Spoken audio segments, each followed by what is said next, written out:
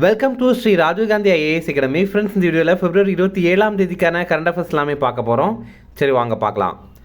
Friends, இந்த வீடியோட notes எல்லாமே கீழே பிடிஎஃப் டிஸ்கிரிப்ஷன் கொடுத்துருக்கோம். அதெல்லாமே கிளிக் பண்ணி டெவலப் பண்ணிச்சிங்க. அப்புறம் நம்ம டெலிகிராம் குரூப் லிங்க்மே கீழே டிஸ்கிரிப்ஷன் கொடுத்துருக்கோம். அதிலேயுமே கிளிக் பண்ணி ஜாயின் பண்ணிங்க. நம்முடைய டெலிகிராம் குரூப்பில் கரண்ட் அஃபேர்ஸ் குவிஸஸ் ஸ்கிரிப்ட் வரும். நீங்களுமே ஜாயின் பண்ணி அட்டெண்ட் பண்ணிக்கலாம். ஓகே, சரி வாங்க பார்க்கலாம். ஃபஸ்ட்டு, உலக தமிழ் ஆராய்ச்சி நிறுவனத்தின் தலைவராக தேர்வு செய்யப்பட்டவர் யார்? இதற்கான ஆன்சர் ஆர் பாலகிருஷ்ணன். ரொம்ப முக்கியமான கொஸ்டின் இது. உலக தமிழ் ஆராய்ச்சி நிறுவனம் இது 1970 உருவாக்கியிருந்தாங்க. இது எங்கே அமைத்திருக்காங்க அப்படின்னா சென்னையில் தரமணியில் தான் இது இருக்குது. இதோடைய தலைவராக இப்போது ஆர் பாலகிருஷ்ணன் அப்படிங்கிறவரை அப்பாயிண்ட் பண்ணியிருக்காங்க. இவர் ஓய்வு பெற்ற ஐஏஎஸ் அதிகாரி. இவருக்கு ஒரு சிறப்பு இருக்குது. என்ன அப்படின்னா, தமிழில் குடிமை பணி தேர்வுகளை எழுதி வென்ற முதல் மாணவரே இவர் தான். தமிழில் ஐஏஎஸ் ஐபிஎஸ் எக்ஸாம்லாம் இருக்குல்ல, சிவில் சர்வீஸ் எக்ஸாம், அதை எழுதி வெற்றி பெற்ற முதல் மாணவர் இவர் தான். இது மட்டும் இல்லாமல் இவர் என்ன பண்ணியிருக்காருன்னா, சிந்துவெளி பண்பாட்டு தொல்லியல் தரவுகள் இருக்குல்ல, அந்த இண்டஸ் வேலி சிவிலைசேஷனுடைய அந்த ஒரு டேட்டாவை நம்ம தமிழ்நாட்டில் கிடைக்கிற அந்த அகழாய்வு பொருட்கள் கூட கம்பேர் பண்ணி பார்த்துருக்காரு. ஒப்பிட்டு நிறைய நூல்களும் எழுதியிருக்காரு. ஓகேவா? முக்கியமாக பார்த்தீங்கன்னா 2 நூல்கள் சொல்கிறாங்க. ஒன்று சிந்துவெளி பண்பாட்டின் திராவிட அடித்தளம் அப்படிங்கிற ஒரு புத்தகம். இன்னொன்று ஒரு பண்பாட்டின் பயணம் சிந்து முதல் வைகை வரை அப்படிங்கிறது. இந்த 2 புத்தகங்களை கூட கொடுத்து இது யார் எழுதினாங்க அப்படின்ற மாதிரி கூட கேட்கலாம். இந்த 2மே அந்த அளவுக்கு ரொம்ப முக்கியமான புத்தகங்கள். இந்த 2மே இவர் தான் எழுதியிருக்காரு. ஆர் பாலகிருஷ்ணன் அவர்கள் தான் எழுதியிருக்காரு. அடுத்தது, கார்பன் சந்தைகள் தொடர்பான முதல் மாநாடு தற்போது இந்தியாவில் எங்கு நடைபெற்றது? இதற்கான ஆன்சர் புதுடெல்லி. புதுடெல்லியில் தான் இது இப்போ நடைபெற்றது. இந்த மாநாட்டுடைய பேர் பிரகிருதி அப்படின்னு வச்சுருக்காங்க. இப்போது இந்தியாவில் கார்பன் சந்தை 2026 ஆண்டு அமைக்கப்படும் அப்படின்னு சொல்லியிருக்காங்க. இப்போது கார்பன் சந்தை அப்படின்னா என்னென்னு பாருங்கள். இந்த ஒரு கான்செப்டை பாருங்களேன். இப்போ ஒரு கம்பெனிக்கு தெரியும் அடுத்த ஆண்டு அவங்க இவ்வளோ டன் அளவில் கார்பனை வெளியேற்ற போகிறாங்க அப்படின்னு அவங்களுக்கு தெரியும். அப்படின்னா அதற்கான தொகையை இப்போ அரசுக்கிட்ட கொடுக்குறாங்க அப்படின்னு வச்சுக்கலாம். அப்போ அரசு என்ன பண்ணுவாங்க அப்படின்னா, அதை வைத்து அதற்கு ஈடாக நிறைய மரங்களை நடுவாங்க. இப்போது மரங்கள் நடுறதுக்கு அவங்கக்கிட்ட இடம் இல்லை அப்படின்னா கூட அந்த இடங்களை அந்த ரூபாயில் வாங்கி, அந்த காசில் வாங்கி அதை நடுவாங்க. இந்த மாதிரி இருக்கிற ஒரு திட்டம் தான் இந்த கார்பன் மார்க்கெட் அப்படிங்கிறது. ஓகேவா? இப்போது இந்த மாதிரி இந்திய கார்பன் சந்தை அப்படிங்கிறது 2026 ஆண்டு அமைக்கப்படும் அப்படின்னு சொல்லியிருக்காங்க. மத்திய மின்சாரம், வீட்டு வசதி மற்றும் நகர்ப்புற விவகாரங்கள் துறை அமைச்சர் மனோகர்லால் கட்டர் அவர் தான் இந்த தகவலை நமக்கு தந்திருக்காரு. நம்ம இந்தியாவுக்கு ஒரு இலக்கு இருக்குது. என்ன அப்படின்னா, இந்தியா கார்பனில் நிகர பூஜ்ஜியத்தை நம்ம எட்டணும் அப்படிங்கிறதுக்கான இலக்கு ஆண்டாக 2070 ஆண்டாக நம்ம வச்சுருக்கோம். இது என்ன அப்படின்னா, 2070 ஆண்டுக்கு பிறகு நம்ம இந்தியாவிலேருந்து கார்பன் துகள் எதுவுமே வெளியே வராது. அதாவது புகை இதெல்லாமே வெளியே வராது. அப்படியே வந்தாலும் அதுக்கு ஈடாக இங்கே மரங்கள் இருக்கும். அது எல்லாத்தையுமே அந்த கார்பன் எல்லாத்தையுமே உறிஞ்சி அது ஏற்றுக்கும். ஓகேவா? இன்னும் சில நவீன கருவிகள் எல்லாம் கூட வந்துட்டுருக்கு. இப்போ எப்படின்னா, இப்போ கார்பன் புகைகள் மூலமாக வந்துட்டுருக்கு அப்படின்னா அந்த புகைகள் எல்லாம் உறிஞ்சி அதை பாறையாக மாற்றுற அளவுக்கெல்லாம் கருவிகள் சில நாடுகளில் கண்டுபிடிச்சிட்ருக்காங்க. அந்த மாதிரி கூட நம்ம பூமியிலேருந்து, அதுவும் பர்டிகுலராக இந்தியாவிலேருந்து எந்த ஒரு கார்பனும் வெளியில் போய் நம்ம சுற்றுச்சூழலில் கலக்க விடாமல் அவங்க பார்த்துக்க போகிறாங்க. அடுத்தது, எவர்வேன் கோத்தாரி ஃபுட்வேர்ஸ் லிமிடெட் நிறுவனம் எங்கு தோல் அல்லாத காலணி உற்பத்தி திட்டத்தை நிறுவ ஒப்பந்தம் செய்துள்ளது? இதற்கான ஆன்சர் ஏ மற்றும் டி. அதாவது கரூர் மற்றும் பெரம்பலூர். இப்போ பார்த்தீங்க அப்படின்னா, எவர்வேன் கோத்தாரி ஃபுட்வேர் லிமிடெட் அப்படிங்கிற ஒரு கம்பெனி, இது ஃபீனிக்ஸ் கோத்தாரி குரூப்ஸ் அப்படிங்கிற நிறுவனத்துடைய துணை நிறுவனம். இவங்க தோல் அல்லாத காலணி உற்பத்தி திட்டம் இதை அமைக்க போகிறாங்க. இதற்கான ஒப்பந்தம் இப்போ கையொப்பமாயிருக்கு. இது பார்த்தீங்கன்னா கரூர் மற்றும் பெரம்பலூர் இந்த 2 மாவட்டங்களையும் தான் அமைக்கிறாங்க. இதில் ரூபாய் 5000 கோடி முதலீட்டில் இது அமைக்க போகிறாங்க. இதன் மூலமாக 50,000 பேருக்கு வேலைவாய்ப்பு கிடைக்கும் அப்படின்னு எதிர்பார்க்கப்படுது.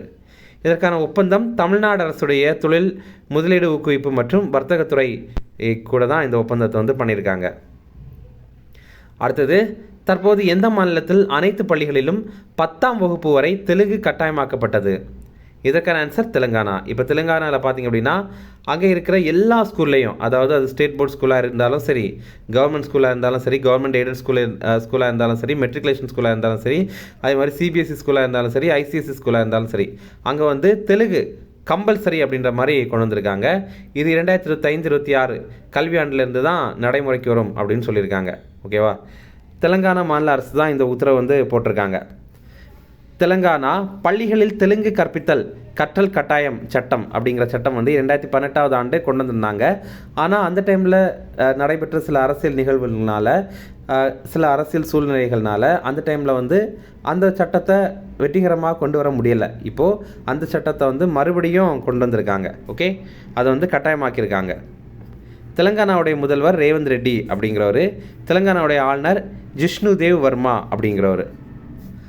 ஃப்ரெண்ட்ஸ், நம்ம ராஜீவ்காந்தி ஐஏஎஸ் அகாடமியில் சிவில் ஜட்ஜ் எக்ஸாமுக்கான ப்ரிலிம்ஸ் மற்றும் மெயின்ஸ் எக்ஸாமுக்கான கிளாஸ் வந்து ஸ்டார்ட் பண்ணியிருக்கோம். இது பார்த்திங்கன்னா ஆன்லைன் கிளாஸ் தான் இருக்குது. அதே மாதிரி நீங்கள் நேரடியாக கூட ஜாயின் பண்ணி படிக்கலாம். நீங்கள் நேரடியாக வந்து படிக்கணும் அப்படின்னா சென்னையில் அண்ணா நகரில் நம்ம இன்ஸ்டியூட் இருக்குது, நீங்கள் இங்கே வந்து படிக்கலாம்.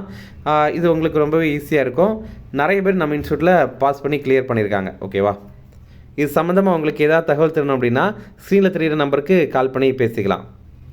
அடுத்தது, எந்த ஆண்டுக்குள் இந்தியாவில் பெட்ரோலில் 20% எத்தனால் கலப்பு இலக்கு நிர்ணயம் செய்யப்பட்டது? இதற்கான ஆன்சர் 2025-26. இதுவுமே நம்ம சுற்றுச்சூழலுக்கு ரொம்ப முக்கியமான ஒரு கரண்ட் அஃபேர்ஸ் தான். இப்போ பாருங்கள், பெட்ரோலில் வந்து எத்தனால கலக்கிறாங்க. எத்தனால் எதுலேருந்து எடுக்கிறாங்க அப்படின்னா இந்த கரும்பு பிழிகிறாங்கல்ல அந்த சக்கை, அதுக்கப்புறம் இன்னும் சில காய்கறி கழிவுகள், இந்த மாதிரி நிறைய உயிரி பொருட்கள்லேருந்து இந்த எத்தனால் அப்படிங்கிறத எடுக்கிறாங்க. உயிரி இல்லாததுலேருந்து எடுக்கிறாங்க, மெயினாக இந்த உயிரி பொருட்கள்லேருந்து எடுக்கிறாங்க. ஓகேவா? இந்த எத்தனால் பெட்ரோல் கூட எதுக்கு கலக்கணும் அப்படின்னா, அப்படி கலந்தோம் அப்படின்னா அந்த வாகனத்துடைய செயல்திறன் வந்து ரொம்பவே சிறப்பாக இருக்கும் அப்படின்னு சொல்கிறாங்க. கூடவே எத்தனால் வந்து நம்ம பெட்ரோல் கூட கலக்கும்போது புகை அவ்வளோ வராது அப்படின்னும் சொல்கிறாங்க. ஓகேவா? அதற்காக ஒரேடியாக ஒரு பாதி எத்தனால் பாதி பெட்ரோல் அப்படின்னு கலந்துடலாமா அப்படின்னா அப்படி பண்ணக்கூடாது. கொஞ்சம் கொஞ்சமாக கலக்கணும். இப்போது 2025-26 நிதி ஆண்டுக்குள்ளாடி நம்ம 20% எத்தனால் வந்து கலக்கணும் அப்படின்ற மாதிரி மத்திய அரசு ஒரு இலக்கு நிர்ணயம் பண்ணியிருக்காங்க. ஓகே, இதே மாதிரி 2024ஆவது ஆண்டே பெட்ரோல் கூட 15% எத்தனால் வந்து கலந்துட்டாங்க. அது வெற்றி தான்.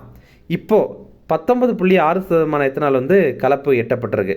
அப்போது இதுக்கு மேலே, அதாவது 20 தான் நம்ம இந்த 2025-26 நிதியாண்டில் வந்து கலக்கணும் அப்படின்ற மாதிரி ஒரு இலக்கு வச்சுருந்தோம். ஆனால் அதையுமே தாண்டி போயிடுவோம் போல் இருக்குது. அதனால் 20% மேலேயும் நம்ம இப்போ வந்து எத்தனால் கலக்கலாம் அப்படின்ற மாதிரி முடிவு பண்ணியிருக்கோம். இதற்காக நிதி ஆயோக் சார்பில் ஒரு குழுவுமே அமைத்திருக்கிறாங்க. இப்போ இதே மாதிரி பார்த்திங்க அப்படின்னா இந்தியாவில் இருக்கிற அனைத்து படிம எரிபொருள் நிறுவனங்களுக்கும் 0 கார்பன் உமிழ்வு இலக்கு இது 2045. இது என்ன அப்படின்னா இந்த ஃபாசில் ஃபியூல்ஸ் எல்லாம் இருக்குல்ல, அதை வைத்து நடக்கிற நிறுவனங்கள்லாம் இருக்குல்ல, அது சம்மந்தமான நிறுவனங்களும் வந்து நிறைய புகை வந்து வெளியிலே விட்டுட்ருக்காங்க. அந்த நிறுவனங்கள் வந்து 2045ஆவது ஆண்டுக்குள்ளாடி நம்ம நிகர 0 கார்பன் உமிழ்வை வந்து எட்டணும் அப்படின்ற மாதிரி ஒரு இலக்கு நிர்ணயம் பண்ணியிருக்காங்க. மத்திய பெட்ரோலியம் மற்றும் இயற்கை எரிவாயுத்துறை அமைச்சர் ஹர்தீப் சிங் புரி அப்படிங்கிறவர். அடுத்தது, இந்தியாவின் தேசிய கட்சிகளில் 2023-24 அதிகமாக பணம் செலவு செய்த கட்சி எது? இதற்கான ஆன்சர் பிஜேபி. நம்ம இந்தியாவில் இப்போ அங்கீகரிக்கப்பட்ட தேசிய கட்சிகள் அப்படின்னா 6 இருக்குது. இதில் பார்த்திங்க அப்படின்னா 2023-24 அந்த டைமில் ரொம்ப அதிகமாக பணம் செலவு செய்த கட்சி அப்படின்னு பார்க்கும்போது முதலிடம் பிடித்தது பிஜேபி, பாரதிய ஜனதா கட்சி. இப்போது அங்கீகரிக்கப்பட்ட தேசிய கட்சிகள் அப்படின்னு பார்க்கும்போது நம்ம இந்தியாவில் மொத்தமாக 6 அங்கீகரிக்கப்பட்ட தேசிய கட்சிகள் இருக்குது. அது இதெல்லாம் அப்படின்னா பிஜேபி, காங்கிரஸ், அப்புறம் பகுஜன் சமாஜ் கட்சி, அப்புறம் கம்யூனிஸ்ட் பார்ட்டி ஆஃப் இந்தியா. நமக்கு கம்யூனிஸ்ட் பார்ட்டி ஆஃப் இந்தியாவிலேயே 2 இருக்குது. ஒன்று பார்த்திங்கன்னா இந்த ப்ராக்கெட்டுக்குள்ளே இருக்கிற மார்க்சிஸ்ட் அப்படிங்கிறத சேர்த்து சொல்கிறது. அப்போ இதை சிபிஐஎம் அப்படின்னு சொல்லுவாங்க. அதுதான் நம்ம இந்தியாவுக்கு இப்போ அங்கீகரிக்கப்பட்ட தேசிய கட்சி. இன்னொரு கட்சி வெறுமனே கம்யூனிஸ்ட் பார்ட்டி ஆஃப் இந்தியா அப்படின்னு சொல்கிறாங்க. அந்த கட்சி அங்கீகரிக்கப்பட்ட தேசிய கட்சி கிடையாது. அடுத்து பார்த்திங்கன்னா ஆம் ஆத்மி கட்சி, அப்புறம் நேஷ்னல் பீப்புள் பார்ட்டி, அதாவது தேசிய மக்கள் கட்சி அப்படிங்கிற கட்சி. இந்த மாதிரி 6 கட்சிகள் தான் நம்ம இந்தியாவில் அங்கீகரிக்கப்பட்ட தேசிய கட்சிகளாக இருக்குது. ஓகேவா? இப்போது இந்த ரிப்போர்ட்டை வெளியிட்ட அமைப்பு ஜனநாயக சீர்திருத்தங்களுக்கான அமைப்பு அப்படிங்கிற ஒரு அமைப்பு. அடுத்தது, தேசிய தன்வந்திரி ஆயுர்வேத விருதுகள் தற்போது யாருக்கு வழங்கப்பட்டது? இதற்கான ஆன்சர் இவர்கள் அனைவருக்கும். இப்போது தேசிய தன்வந்திரி ஆயுர்வேத விருதுகள் அப்படிங்கிற விருதுகள் 3 பேருக்கு வழங்கியிருக்காங்க. அது யாரெல்லாம் அப்படின்னா தாரா சந்த் சர்மா, அப்புறம் மாயா ராம் யூனியல், அப்புறம் சமீர் கோவிந்த் ஜமதகனி அப்படிங்கிறவங்க. ஓகேவா? இவங்களுக்காக ஒவ்வொருத்தங்களுக்கும் ரூபாய் 5 லட்சம் பரிசு தொகை வழங்கியிருக்காங்க. மத்திய ஆயுஷ் அமைச்சகம் சார்பில் தான் இந்த தேசிய விருதுகளை வந்து வழங்கியிருக்காங்க. இவங்கெல்லாம் சிறந்த ஆயுர்வேத மருத்துவர்கள். இப்போது மத்திய ஆயுஷ் அமைச்சராக இருக்கிறவர் பிரதாப் கணபத்ராவ் ஜாதவ் அப்படிங்கிறவர். அடுத்தது, அந்தோனி அல்பனேசி எந்த நாட்டின் பிரதமர்? இதற்கான ஆன்சர் ஆஸ்திரேலியா. ஆஸ்திரேலியாவுடைய பிரதமர் தான் அந்தோனி அல்பனீசி. இவரை ஆண்டனி அல்பனீசி அப்படின்னு கூட சொல்கிறாங்க. இப்போ ஆண்டனி அப்படின்னாலுமே நம்ம தமிழில் அந்தோனி அப்படின்னு தான் பொதுவாக சொல்லுவோம். ஓகேவா? ஓகே, இப்போ பாருங்கள். இப்போ இவர் எதனால் நியூஸில் வந்திருக்காரு அப்படின்னா, இந்திய பொருளாதார வளர்ச்சியில் வர்த்தக வாய்ப்புகளை பெறுவதற்கான திட்டம் அப்படிங்கிற ஒரு திட்டத்தை ஆஸ்திரேலியாவுடைய பிரதமர் இப்போ வெளியிட்டிருக்காரு. இப்போ பாருங்கள், நம்ம நாட்டுடைய பேர் அந்த நாட்டுடைய ஒரு திட்டத்தில் வருதில்ல, அதனால தான் நம்ம வந்து இதுக்கு முக்கியத்துவம் கொடுத்து பார்க்குறோம். ஆஸ்திரேலியாவுடைய பிரதமர் ஆண்டனி அல்பனீசி, அதாவது அந்தோனி அல்பனீசி தான் இதை வந்து வெளியிட்டிருக்காரு. அவர் என்ன சொல்கிறார் அப்படின்னா, இந்தியா இப்போ பயங்கரமாக வளர்ந்துட்டே இருக்குது, அதனால் ஆஸ்திரேலியர்களாகிய நம்மளும் இந்தியா கூட சேர்ந்து வளர்ந்தோம் அப்படின்னா நம்ம ஈஸியாக வளர்ந்துடலாம் அப்படின்ற மாதிரி சொல்கிறாங்க. இதற்கான திட்டத்தை தான் இப்போ வந்து அவர் வெளியிட்டிருக்காரு. முக்கியமாக 4 துறைகளில் நம்ம வந்து இணையணும் அப்படின்ற மாதிரி அவங்க எதிர்பார்க்குறாங்க.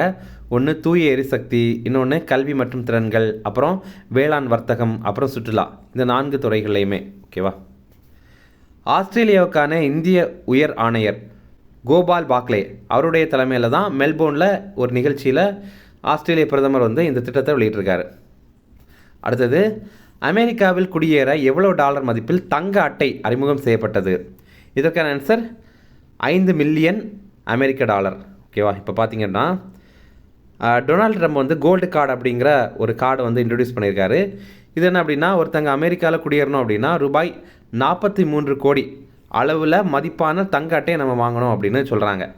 அமெரிக்க மதிப்பில் பார்க்கும்போது அது 5 மில்லியன் அமெரிக்க டாலர் அளவில். இந்த அட்டை வந்து க்ரீன் கார்டை விடைக்கும் ரொம்ப அதிகமான சலுகைகளை வழங்கும் அப்படின்னு அவர் சொல்கிறாரு.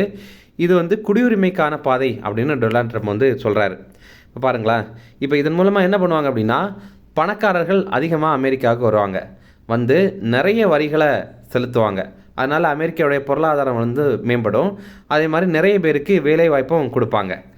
இது EB-5 இன்வெஸ்டர் விசா, இதற்கு மாற்றாக தான் இந்த கோல்டு கார்டு அப்படிங்கிற விசா கொண்டு வந்திருக்காங்க அப்படின்னு சொல்கிறாங்க. இப்போ பாருங்களேன், இந்த EB-5 இன்வெஸ்டர் விசா அப்படிங்கிறது தொழிலதிபர்கள் அமெரிக்காவுக்குள்ளாடி போய் தொழில் பண்ணணும் அப்படிங்கன்னா வாங்குகிற ஒரு விசா.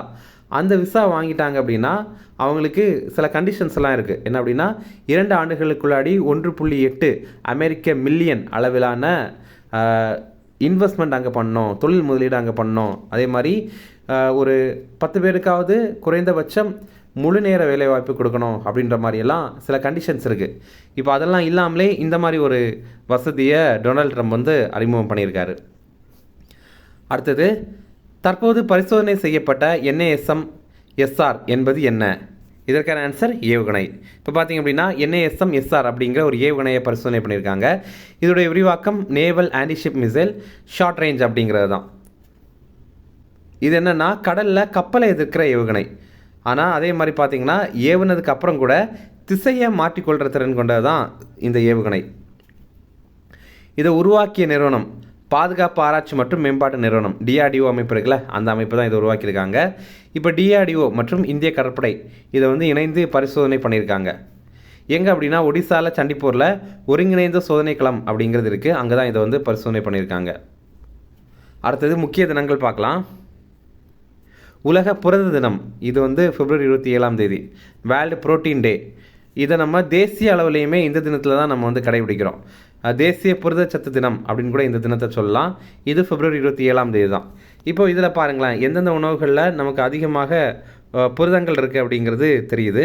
அப்போ நம்ம அதிகமாக இந்தந்த உணவுகள் எல்லாம் யூஸ் பண்ணிக்கணும் அப்படிங்கிறது நம்ம தெரிஞ்சுக்கணும். அடுத்தது, உலக அரசு சாரா அமைப்புகள் தினம், இது பிப்ரவரி 27ஆம் தேதி. வேர்ல்டு NGO டே. NGO அப்படின்னா நான் கவர்மெண்டல் ஆர்கனைசேஷன் அப்படிங்கிறது தான். இப்போ NGOக்கள் அப்படின்னா, இப்போ சில நிறுவனங்கள்லாம் இருப்பாங்க, அவங்க என்னென்னா சில ஃப்ரெண்ட்ஸ் அல்லது ஒரு ஊரில் இருக்க மக்கள் எல்லாரும் சேர்ந்து இந்த ஊருக்காக நம்ம ஏதாவது பண்ணணும் அப்படின்ற மாதிரி பண்ணுவாங்க. அவங்க அரசியலில் ஈடுபட மாட்டாங்க, ஜஸ்ட் NGOவாக தனியாக இருப்பாங்க, அரசு சாராமல் இருப்பாங்க. இந்த மாதிரி பண்ணிகிட்டு இருக்காங்க. ஓகேவா? இந்த மாதிரி உலகம் முழுவதுமே நிறைய அமைப்புகள் இருக்குது. இந்த வேர்ல்டு NGO டே தான் இந்த பிப்ரவரி 27ஆம் தேதி.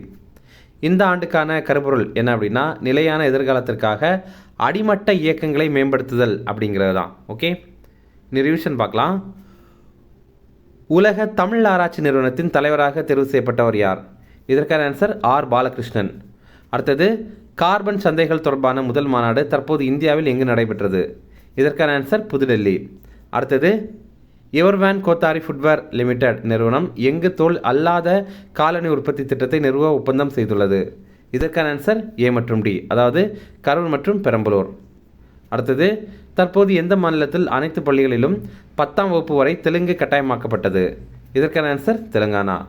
அடுத்தது, எந்த ஆண்டுக்குள் இந்தியாவில் பெட்ரோலில் 20% எத்தனால் கலப்பு இலக்கு நிர்ணயம் செய்யப்பட்டது? இதற்கான ஆன்சர் 2025-26. ஓகேவா? அடுத்தது, இந்தியாவின் தேசிய கட்சிகளில் 2023-24 அதிகமாக பணம் செலவு செய்த கட்சி எது? இதற்கான ஆன்சர் பிஜேபி. அடுத்தது, தேசிய தன்வந்திரி ஆயுர்வேத விருதுகள் தற்போது யாருக்கு வழங்கப்பட்டது? இதற்கான ஆன்சர் இவர்கள் அனைவருக்கும், அதாவது இந்த 3 பேருக்குமே வழங்கியிருக்காங்க. அடுத்தது, அந்தோனி அல்பனேசி எந்த நாட்டின் பிரதமர்? இதற்கான ஆன்சர் ஆஸ்திரேலியா. அடுத்தது, அமெரிக்காவில் குடியேற எவ்வளவு டாலர் மதிப்பில் தங்க அட்டை அறிமுகம் செய்யப்பட்டது? இதற்கான ஆன்சர் 5 மில்லியன் அமெரிக்க டாலர். அடுத்தது, தற்போது பரிசோதனை செய்யப்பட்ட NASM-SR என்பது என்ன? இதற்கான ஆன்சர் ஏவுகணை. அவ்வளோதான் ஃப்ரெண்ட்ஸ், இந்த வீடியோ பிடிச்சா கண்டிப்பாக லைக் பண்ணுங்கள். நம்மளுடைய சேனலுக்கு சப்ஸ்கிரைப் பண்ணி வச்சுங்க. உங்களுடைய நண்பர்களுமே ஷேர் பண்ணுங்கள். கண்டிப்பாக இது அவங்களுக்கும் பயனுள்ளதாக இருக்கும். Okay, thank you.